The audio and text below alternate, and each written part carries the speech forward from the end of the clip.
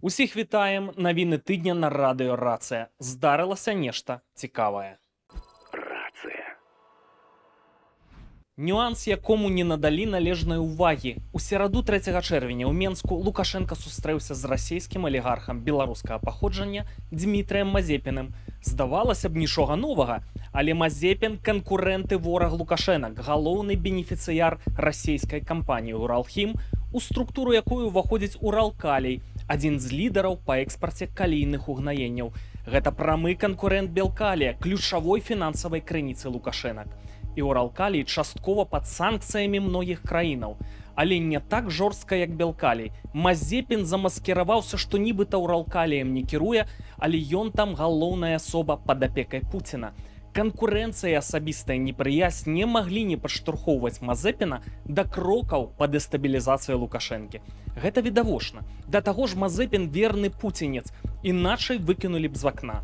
І відавочна, што Пуцін не мог не выкарыстоўваць этнічнага беларуса ў мэтах паслаблення шаноўнага партнёра Александра Рыгоровича, калі той выкабеньваўся са шматвектарнасцю. Мазепін і ёсць увасабленнем той самай вежы Крамля, якая працавала супраць Лукашэнкі. Менавіта таму Мазепін і носу ў Беларусь не паказваў пасля падзеяў 2020 года. Канешне, наўпрост абачлівая акула крамлёўскага бізнесу Мазепін слядоў не пакідала. Гэта асцярожны чалавек, кандыдат навук, валодае ангельскай, далікатны ў паводзінах. Але на паверхні гіпотэзы, што ў 2020 годзе Дмітрый Мазепін і ягоная вежа Крамля актыўна ўдзельнічалі ў працэсах падчас палітычнага ўзбуджэння беларусаў. Фінансавалі некаторых актараў падчас пратэстаў і гэтак далей. Пра гэта ўсё здагадваліся, а ўслых названую версію агучыў Роман Пратасевіч пасля свайго затрымання ў 2021 годзе. Адзінае, што захавалася ў сеціве, гэта заклікі Мазепіна спыніць гвалт у Беларусі. У той жа час ён не заклікаў Пуціна спыніць вайну, дзе забілі больш за 1 мільён чалавек. І гэта Мазепін у жніўні 2020 года заклікаў стварыць камітет нацыянальнага спасення для ўрэгуліравання палітычнага крызіса ў Беларусі. З гэтай ідэі вырасла каардынацыйная рада. Цікава, праўда? І вось яны сустракаюцца. Сябры. Я удивился, когда мне известный член правительства России рассказал, что вы, оказывается, занимались серьезно плаванием с ним. Ну, я уже сказал, что богатый человек должен работать на свою родину. Поэтому мы хотели, это предложение нашего премьер-министра, подумать о перспективах нашего сотрудничества. Вот такой перспективный вопрос, который мы готовы обсудить. Вы таксама заўважылі, што Дмітрый Мазепін дыпламатычна усміхаецца, а ў канцы афіцыйнага роліка ягоная фізіяномія робіцца змрочнай. Вось такое сяброўства. Але самае цікавае, навошта была гэтая сустрэча? Яшчэ адна цікавая сувязь. Мазепін – таленавіты выпускнік Менскай сувораўскай вучэльні, гутарка пра 29-й выпуск 85-го года. У тым жа выпуску, хто б вы думалі, генерал Мікалай Карпянкоў, увасабленне прарасійскай 5-й калоны ў Беларусі. Адзін з 5-й роты, другі з 6-й. Слядоў няма, але відавочна, што дзеячы, як кажуць, разам хлябалі сувораўскую кашу. Добра знаёмая. Сувязь крамлёўска-мазепінскай вежы і Карпянкова відавочная, мэты супольная. А што думаеце вы? Чакаем вашых каментароў, падпісак, лайкаў, таму што супраць канала ў радыё Рацыя працуюць. Падпісвайцеся, калі для вас гэта бяспечна. Маем просьбу таксама падпісацца на наш новы канал з шорцамі, так і называецца радыё Рацыя Шорц. Спасылка ў апісанні пад гэтым відэа. Пра што гэта ўсё сведчыць, шаноўныя гледачы? Лукашенко сустракаецца з ворагам, канкурэнтам з Крамля. Яму кідаюць крывавы пернік, а гэта азначае, што Пуцін робіць сёння ўсё магчымае, каб на нешта ўгаварыць Александра Рыгоровича, на нешта вельмі паганае для беларусаў, што кардынальна зменіць сітуацыю ў нашай краіне з міру на вайну. Што б гэта магло быць? Што нас чакае? Якія планы ў чалавека-ненавісніцкіх рэжымаў? І тут зразумела, вы азнаёмленыя з прэвентыўнай рыторыкай, што ўкраінцы чакаюць правакацыі з Беларусі, якая магла паўплываць на хаду вайны. У адказ гучаць папярэджанні з Украіны пра 500 цэляў на тэрыторыі Беларусі, якія, несумненна, украінцы здольныя паразіць. Хоць вайсковыя эксперты не бачаць прыкметаў, што рыхтуецца паўторны наступ на Кіеў з Беларусі. Але сапраўды існуюць спосабы, як істотна ўскладніць становішча Украіны. Гэта вельмі важнае для РФ паўторнае выкарыстанне Беларусі для маштабных абстрэлаў чуллівых цэляў ва Ўкраіне. Цели есть и довольно-таки жирные для россиян. То есть это тот логистический коридор, который они пытаются достать со стороны Беларуси. Это коридор Киев-Чоп. По нему идет большое количество военных грузов. Вот они будут пытаться их как-то с территории Беларуси достать. Тут даже, может быть, не будет стоять задача втянуть Беларусь именно в войну.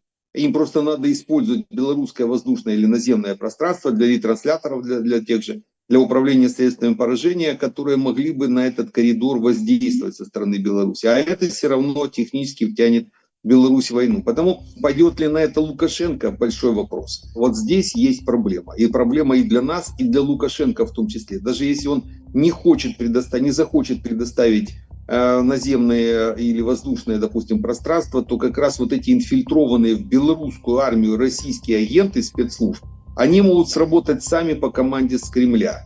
И тогда Лукашенко будет просто поставлен перед уже фактом. Яшчэ варта прыгадаць нядаўнія ядзерныя вучэнні ў Беларусі. Вось яны адбыліся 21 траўня, вось гэты спектакль. Хутчэй за ўсё гэта і ПСО, запалохванне. Вайсковыя эксперты рашуча адмаўляюць варыянты, што, скажам, прыпёртыя ў кут дзяды пальнуць з Беларусі ядзерныя ракеты, скажам, па Ўкраіне, якая не ў НАТО, а раптам не будзе удару ў адказ, а калі будзе, то па Беларусі, а не па Маскве, а калі пойдзе не па плане, у Лукашэнкі адпрацаваныя алгарытмы эвакуацыі з Беларусі, пад ударам будуць беларускія людзі, якіх Лукашенка, мне здаецца, ненавідзіць. А пакуль Лукашенко на сваім месцы у Беларусі і Пуцін з яго не злазіць, падчас ядзерных вучэнняў 21 траўня гаварылі, перад вучэннямі гаварылі. Канешне ж, вось не публічна былі размовы.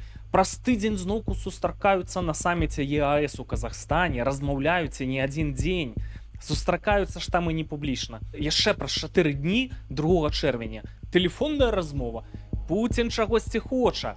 Такім чынам, у нас у Беларусі Рубікон. Лета мае быць дынамічным. Як лічыце, змогуць Пуцін са сваімі крамлёўскімі вежамі паўплываць на Лукашэнку, каб ён больш актыўна ўключыўся ў вайну?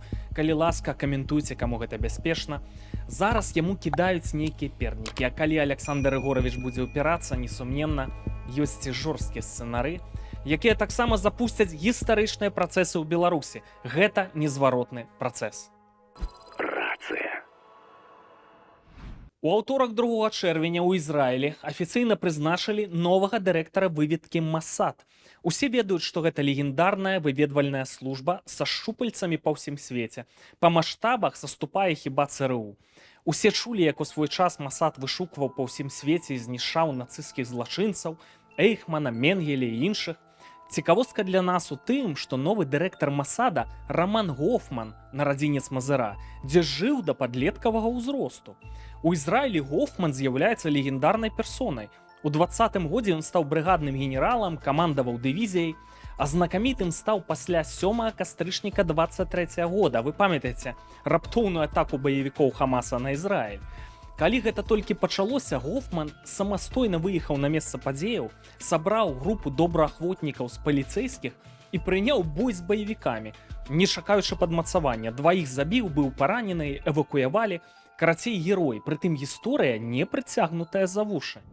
Впервые за очень долгое время, наверное, лет 60, если не больше, в истории государства Израиль такую должность занимает именно репатриант, выходец из Беларуси в том числе, потому что, ну, если мы начнем копать в истории государства Израиль, то государство Израиль построено выходцами в основном из Беларуси, Украины и России, да, в основном, конечно, это белорусы, если мы считаем там по премьер-министрам, по военачальникам, но, в общем, интересная получается такая, кольцо замыкается историческое, то есть мы возвращаемся в ту же ровную точку, в которой государство начиналось, и вновь люди, которые приехали сюда за тем, чтобы создавать что-то новое, строить, они достигают больших высот, и, конечно, для тех, кто говорит на русском языке, на белорусском, на украинском, для них важно, что человек с подобной историей своего переезда, репатриации в Израиль достиг такой высоты, и, конечно же, для более чем миллиона людей из бывших стран бывшего Советского Союза это очень важное событие.